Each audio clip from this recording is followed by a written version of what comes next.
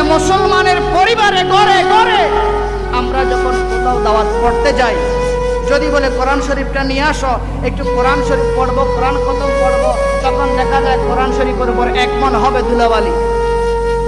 কেন? ওই কোরআন শরীফ আপনার ঘরে ধুলাবালিতে আপনি পড়ে আছে, আপনি কি কোনোদিন খেয়াল করেন নাই? আপনি কি চিন্তা করেন নাই?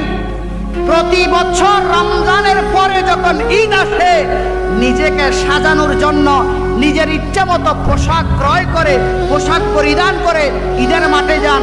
তেমনি ভাবে আপনার জীবনের চাইতে দামি আল্লাহর পবিত্র কালামুল্লাহ শরীফ, কোরআন শরীফ, আল্লাহর গ্রন্থ, ওই গ্রন্থ কোনোদিন আপনি দেখেছেন ধুলাবালি লাগছে কিনা, নতুন পোশাক পরার প্রয়োজন আছে কিনা? আপনি কি কোনোদিন 10 টাকা, 20 টাকা, 50 টাকা, 100 টাকা দিয়ে ওই কোরআন শরীফের একটা কভার সেলাই করে দিয়েছেন? ওই কোরআন শরীফের জন্য নতুন একটা পোশাক এনেছেন? আপনি বলতে পারবেন? আল্লাহ যদি আপনাকে বলে, বান্দারে আমি তোমাকে নিয়ামত দিয়েছিলাম, আমি তোমাকে রিজিক দিয়েছিলাম, তুমি তারপরেও আমার এই কালামুল্লাহ শরীফকে, আমার এই গ্রন্থকে তুমি অবহেলা করলা কেন?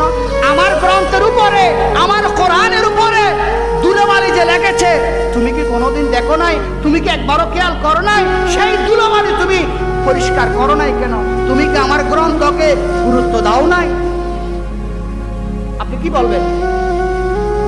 আমার কোরআন শরীফে ধুলাবালি যে লেগেছে, তুমি কি একবার চিন্তা করো নাই? তুমি কি কল্পনাও করো নাই?